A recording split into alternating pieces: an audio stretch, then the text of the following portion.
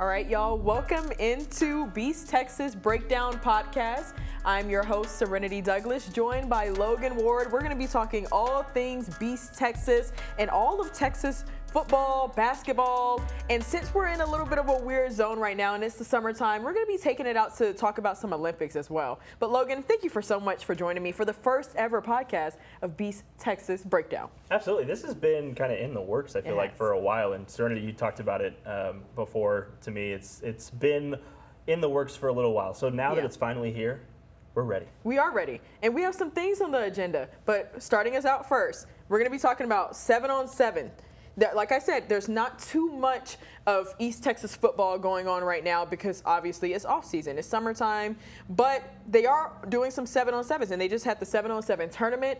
And we want to know, is it even important how successful a team is during 7-on-7 tournaments and games? Because they just had, what, state for it? Yeah, they just had the state 7-on-7 tournament. And I think that, like, there's obviously value in a state 7-on-7 or the process of a 7-on-7, but we know here in East Texas, like, football is one in the trenches. Like, and that's what we do here in East Texas. It's one in the trenches, and when you have 7-on-7, that removes those players. That removes the running game. So it obviously is valuable to coaches, but I don't know how much value a lot of coaches, especially here in East Texas, put on it in terms of, like, the success of 7-on-7 versus how they're going to translate that to the fall. Yeah. I mean, and you're not wrong, because if you look at it like they have spring practice where they have their red and white game or their green and white game, and that's a good way to, you know, get the juices flowing, figure out who is really strong, who's not. That's what the guys have told me when I've talked to some of them. But then they have that off time, and then they go into 7-on-7 play. So I think it's a nice little way to see who has been working hard. And especially during that turnover period, we're going to talk about a lot of turnover period for a lot of these teams. I mean, we can just go ahead and throw one out there. Longview's Taylor Tatum, they are missing a huge running back. He is the key running back. He's up at Oklahoma now. So now we're going to see, okay, is Kelvin Washington going to be the new Taylor Tatum stepping up? And that is a good way to see. There's only so much you could see during, you know, weight training and practice. Now it's like, let's get into the game and let's figure out, you know, have at least like the confidence and the adrenaline flowing. Right. And I think that 7-on-7, especially for a team like Longview, who loves to run the ball. Like, how many running backs have we talked about with Longview over the past couple of years that have just been incredible? They want to run the football. So 7-on-7, throwing the ball, it's really awesome to see. But their team identity is through running the football. And I think it's actually interesting that you don't see a lot of East Texas teams being in the state 7-on-7 tournament. Yeah. Because that's not really the identity of a lot of these teams down here, like a Carthage, like a Gilmer. This year, Kilgore made it to their first ever state 7-on-7 tournament. How good have they been the last couple of years? I mean, Kilgore has been successful. So the fact that they haven't even gone to 7-on-7 is kind of crazy to think about. But taking it back to Longview, I spoke with Coach John King at our, what was it, the Zone photo shoot, where it was just all the players just come to take their pictures for just a magazine. And, you know, we kind of chopped it up with Coach King, and he's just like, I hate 7-on-7. And that's just what it is. He doesn't like it. So, I mean, like you said, I mean, the fact that Kilgore just went to their first one, and Kilgore has such a team like they have. I mean, they went pretty far last year, and one of the Kilgore guys who even stepped up was Jaden Sanders. I mean, he has stepped up, and he was the MVP of 7-on-7 play. That should give him like a boost of confidence going into the season. Yeah, it definitely helps the wide receivers, and especially the defensive backs, is seeing different coverages and seeing different route combinations. But I think that when you have teams like Beast Texas that love to run the football, Kilgore has had incredible running games. Chapel Hill has an incredible running game the last 3 years. Don't have a ton of 7-on-7 success, but it's just because they value running the football, and that's kind of not there. An interesting fact, 2004 is the only time an East Texas team has won the state championship. That's like long, that's 20 years. Or the state, 7-on-7 championship. Yeah. That is 20 years ago, and it was Tyler Legacy the same year they went on to win the state championship in the fall. So you can kind of see where maybe that helps, you know, with some camaraderie and some chemistry between wide receivers and quarterbacks, especially for some pass-happy teams. But you just don't see a ton of it of winning a state championship in 7-on-7 versus winning one in the fall. Mm-hmm. And DeSoto has done it the last couple of years, but that's because they're loaded on talent-wise. I mean, they're just – and then Anna, who beat Chapel Hill in the state championship game last season, they are a pass-happy team. They like to throw the ball around, and so, of course, the success kind of went into the state 7-on-7 tournament where they did not win it, but they definitely had – a really good showing in the 7-on-7 tournament this year. And something that you didn't mention about Anna, dear Logan, is the fact that they zeroed Chapel Hill out at the state championship. What was it, 26-0? Yeah. And that's your team, and that's why I'm picking on him, because Logan went to Chapel Hill? Yes, I did. Or you taught at Chapel Hill? I went to Chapel Hill. I've taught at Chapel Hill. That's your school, home. man. That is home. Well, look, they're going to be hoping to get to the state championship again, because that still was an accomplishment. It was out of East Texas. It was Chapel Hill, Timpson, and of course Gilmer, who ended up coming away with the state championship. So to answer the question, is 7-on-7 make or break for you? It's not make or break, but it does absolutely help wide receivers, quarterback, and their relationship, and I think it helps in that sense. Okay, I can agree. I would say, no, it's not make or break. Actually, I'm going to agree to disagree. I don't think it's make or break. I think that you never really know what a team has until they do it, and you might not even be bringing out all your big hitters. No. You never know. Because a lot of the top guys, speaking of your Chapel Hill guys, the Demetrius Brisbanes, the Ricky Stewarts, they might be going to like college camps over the summer. They're like, I'm not about to go and compete in the 7-on-7 tournament.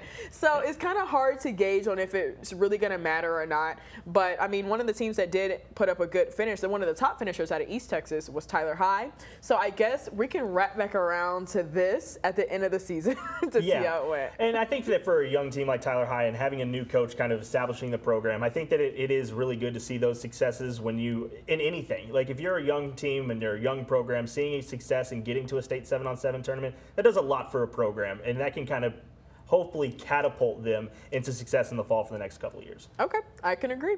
Now, let's move on. The Cowboys, they started their training camp. Yeah. NFL training camp is this week, but the Dallas Cowboys started today, and they are up in Oxnard, California. Looked up a weird fact. I'm like, why are they in California and not just at the AT&T Center?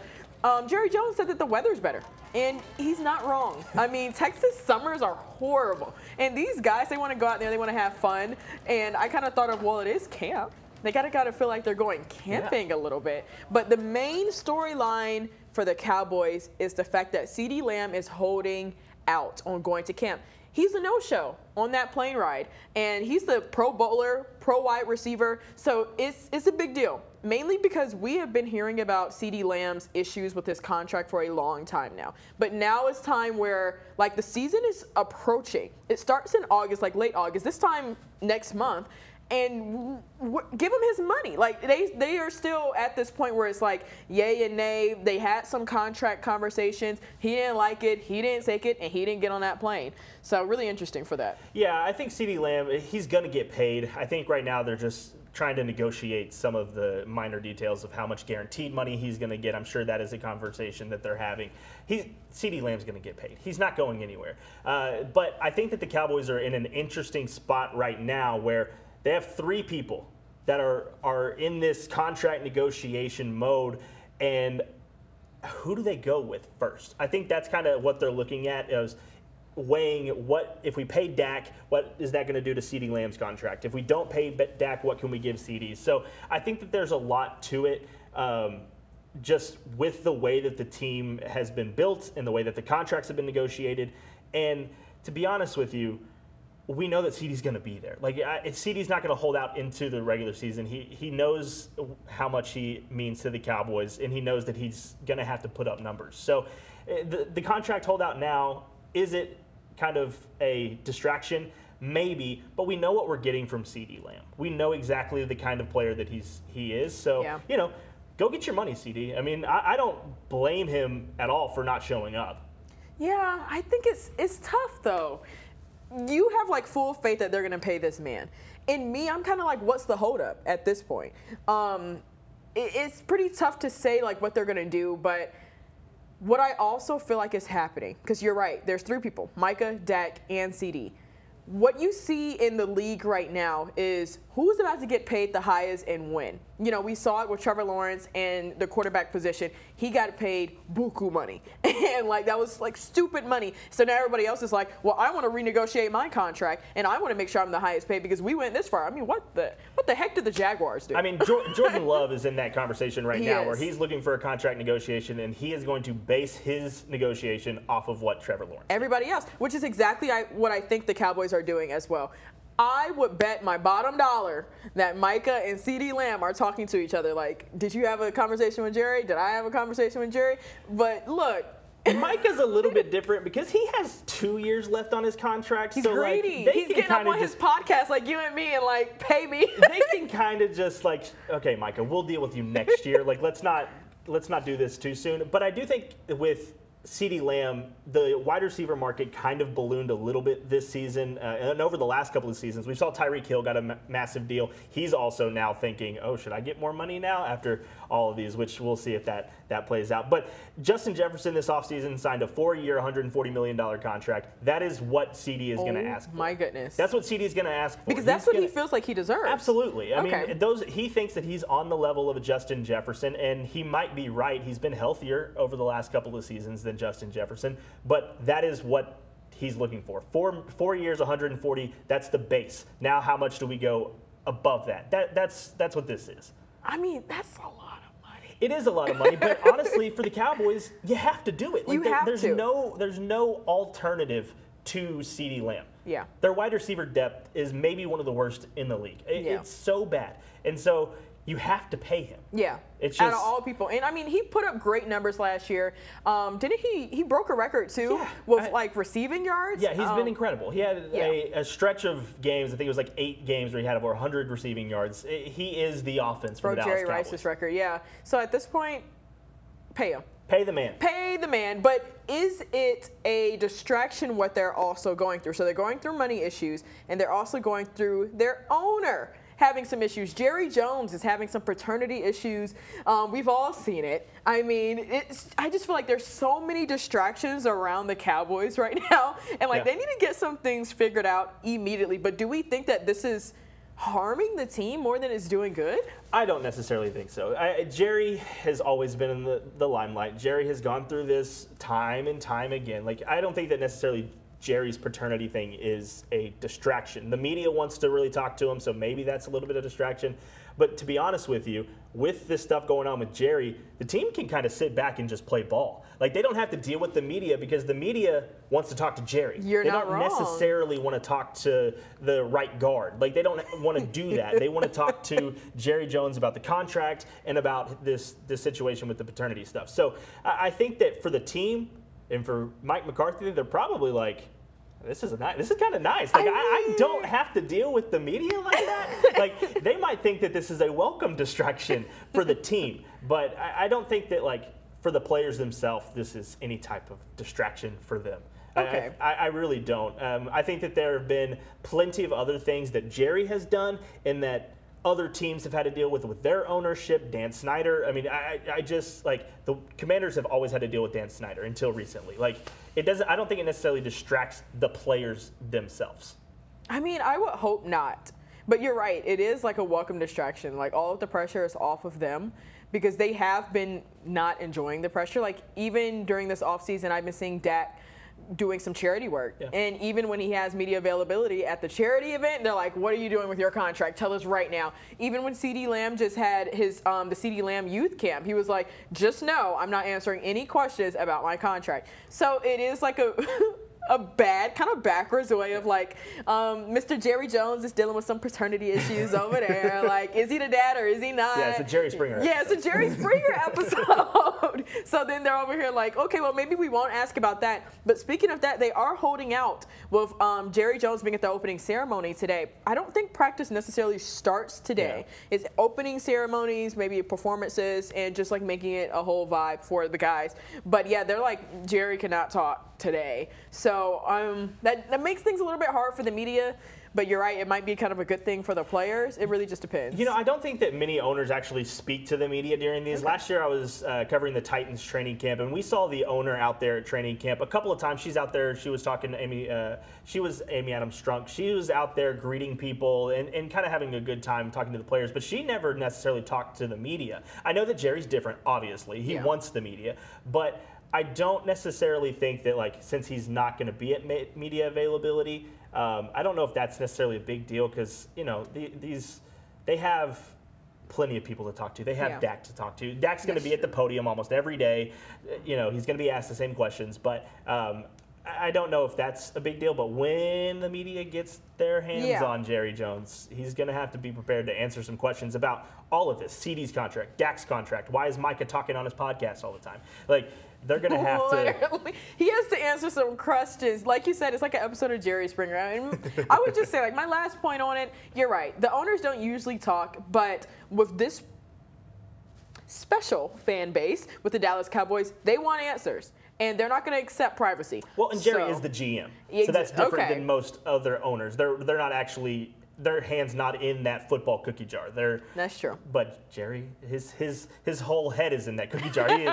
He is in there, yeah. The head is in the cookie jar. But look, we have plenty to look forward to as well with the Olympics starting this Friday. The 2024 Paris Olympics. Yes. So much to get excited for. And we're going to take it to some track talk with Serenity because I ran track at the University of Texas. So I'm super, super excited to get into some of the people. I covered some East Texas stories like Jerry and Lawson is going to be headed up to the Olympics. Jocelyn in gymnastics is going to be heading up to the Olympics as well. And then we're going to take it out to the Dallas area. Sha'Carri Richardson. I'm ready to see her long nails. I'm ready to see her long hair. Yes. What theatrics is she going to bring out for this Olympics? But it's a new team, Logan. If you didn't know, let me school you just a little bit. Yeah, please do, because I don't have a ton of U.S. track knowledge, I'll be honest with you. That's fine. That's a little bit out of my wheelhouse, but that's why you're here. That's why you do the things that you do. I got you. It's just the fact that it's new faces. And let me tell you, that's shaking up the track world a little bit. Obviously, it's Noah Lyles who has really taken the world by storm right now. He just ran 9:81 with a new personal best. And he's the face of track and field. So when you become the face of USA Track and Field, they immediately start comparing you to who? Usain Bolt. Yeah, for sure. And they're comparing to Usain Bolt. So there's like a war between like the Americans and the Jamaicans, like there always is on the sprinting side. But that is making Team USA a little bit like nervous because we have faith in Noah Lyles, but then you look at some of the other ladies who are leading the 400, and they're not Allison Felix. You know, they're not Sonia Richards-Ross. This is the first Olympics without Allison Felix, the most decorated track and field athlete in history. She has 11 medals, Olympic medals. Wow. So yeah, I think new faces is kind of making people nervous a little bit, but I'm excited to see it. Could you tell me the teams that will be competing with the U.S. in terms of like, I know Jamaica obviously has a really good track team, and but who are some of the other teams? That way I can watch them and root against them. Root against them, exactly. Yeah. Well, I will say Jamaica also has a new team as well. We're not seeing Usain Bolt. We're not seeing Johan Blake. Asafa Powell been out. So new team all around with them. But I'm going to say Ireland, maybe because I had a teammate who went to the University of Texas, and I'm not just being biased. She runs 49:17 in the 400. So I want to say she's the #2 time in the world right now. So that's a big deal, especially because they added, it's not just the 4x4 anymore, it's the mixed 4x4, where they have men and women on the same team together. So they're passing the baton. I know. That's a great thing because it adds more events, but it's also kind of a negative thing because it stretches a team thin. You know, we have like 4 solid 400-meter runners, maybe 3. But to go and put them on a mixed relay as well, that's going to be pretty tough. Obviously, we're going to see Sydney McLaughlin-Lavroni for Team USA, but she's going to be competing against Femke Bol. And that has always been a rivalry that goes down to the very end. So just keep rooting for Team USA, but Absolutely. I'm going to say Ireland is coming. I'm going to say Jamaica is coming. I'm going to say the Netherlands, that's where Femke Bol competes, is coming. Any Europe team has really been showing up and showing out. Also, just on the field side, I got to give some love to the field. Tara Davis-Woodhull, she represents Team USA. She has the NCAA record. Also a Texas grad. She jumped 7:14 in college, which is insane, but she's going to be competing against the likes of Malika Mahambo, she competes for Germany. So it's going to be like a lot of just battling it out. And like I said, it's new faces. I used to sit back and watch the Olympics when I was younger and be like, all right, Allison, have a good time. Like, Sonya, wish you well. Like, you're going to do fantastic. But now it's like, am I trusting that, like, Sha'Carri Richardson is going to bring home a medal? Is this your favorite time? I mean, because like I have never met someone who is like loves the sport of track like you do, and honestly, it's awesome. I've learned more just from you and your Twitter feed than I have. So like, my Twitter feed are 20 Twitter arguments. I'm arguing people back and forth on Twitter about track. Well, I'm always Team Serenity, so I'm always gonna. But this has to be a great time for you. It is. Oh, it's a fantastic time, and there's just like 10 days of just nothing but track. I hate that I didn't get to get out to Paris this year, but I will be in LA 28, Los Angeles in 2028 for the Olympics. But also, Olympics, Team USA for men's and women's basketball. We got to take it to the court. I got to start with the women because I was super excited to talk about this. Yeah. It was Team WNBA, the All-Stars, the Angel Reese, the Caitlin Clark, the Arika Ogunbowale, competing against the likes of Ajay Wilson. Like, so much weight in that name alone. And they lost. Competing against Kelsey Plum.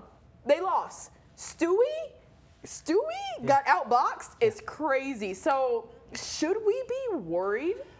We should not be worried about the women. The women are fine. I'm worried about the women. We should not be worried about the women. The women's team is a super team. They are the Monstars. Like that is the WNBA All-Star team is the second best team in the world. Okay. Like the USA team is number 1. The WNBA All-Star team is the number 2 team in the world. Like the USA had their tune-up game. Of course, they played the WNBA All-Stars, and then they played Germany. They went out and beat Germany 84-57.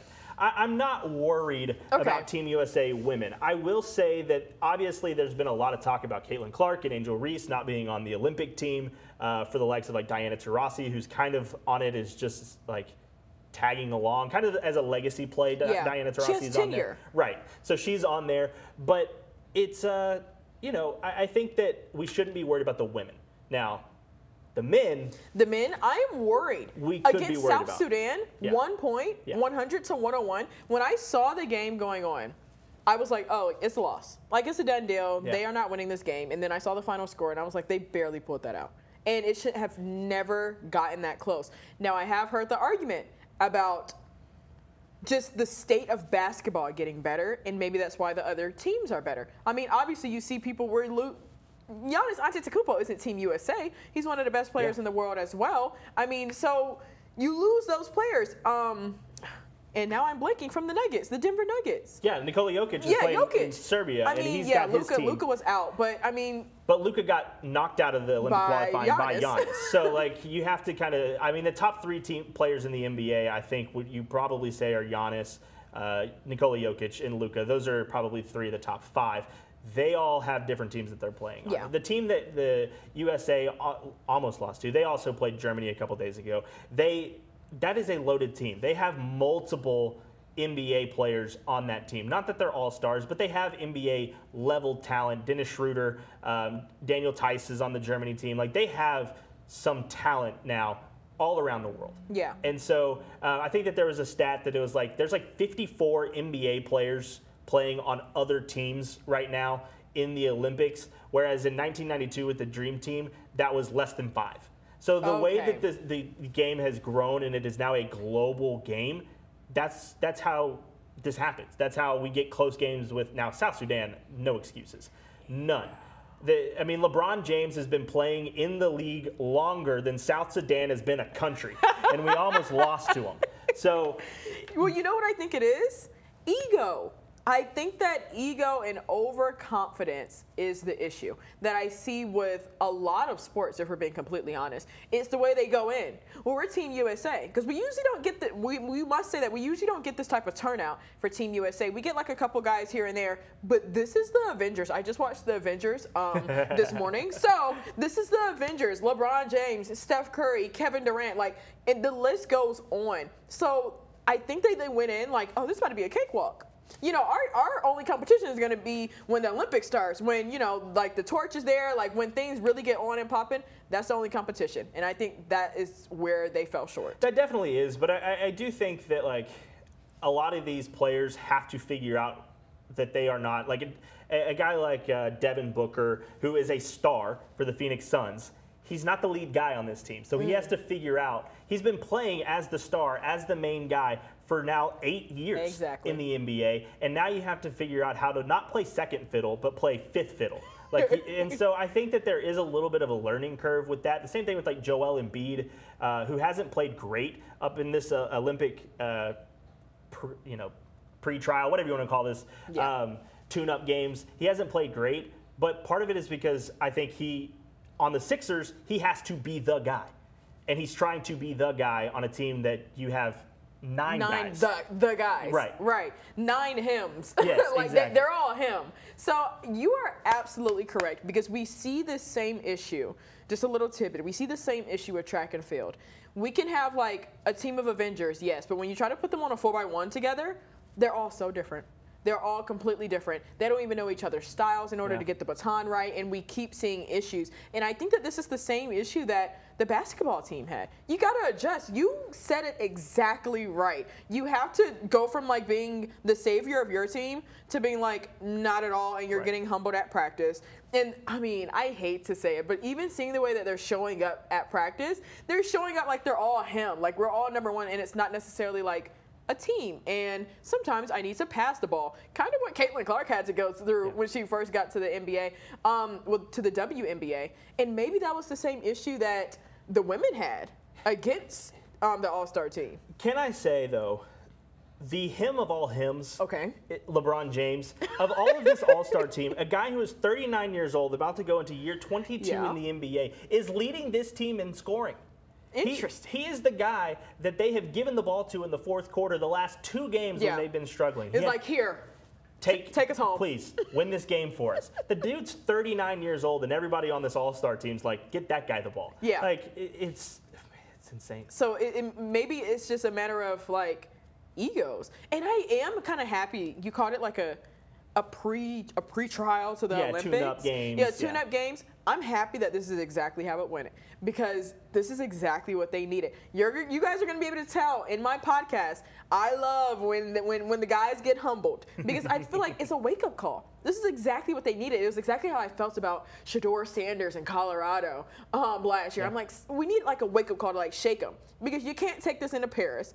Please wake up, because these teams are not to be slept on. Yeah, there's too much talent. The U.S. team's group play is not as strong. Like, Canada's a really strong team with multiple NBA players. Germany's a really good. South Sudan, inexcusable. But those are good teams. I don't think that the pool play that they are actually going, the group that they are in, is going to be as difficult. They do have to play Jokic, but outside of Jokic, there's really nobody on that team. So I think that they will start to pick up and play better, especially in that. But come elimination time, once you get into that bracket part, it's going to be tough, and they're going to have to figure that out. But I do think they have a couple of games to kind of figure this out.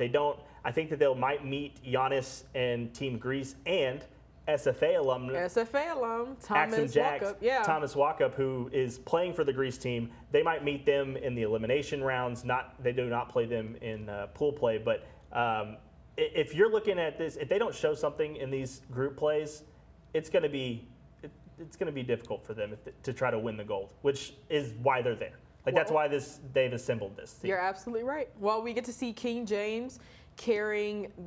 He's going to be the flag bearer for Team USA. Along with Coco Gauff. It was just announced. Coco Gauff gets to carry the flag as well. I'm Team USA down, because the Olympics is starting for the next 13 days. Yeah, it's going to be awesome. 10 to 13 days. It's going to be amazing. I'm going to be glued to the TV and bringing everybody their local sports as well. But this is a great first episode podcast, Logan. It went a lot smoother than maybe we thought we were going to do. I think so, too. That was great. I think it's just because we had so much to say. Yeah, well. Well, look, that'll happen.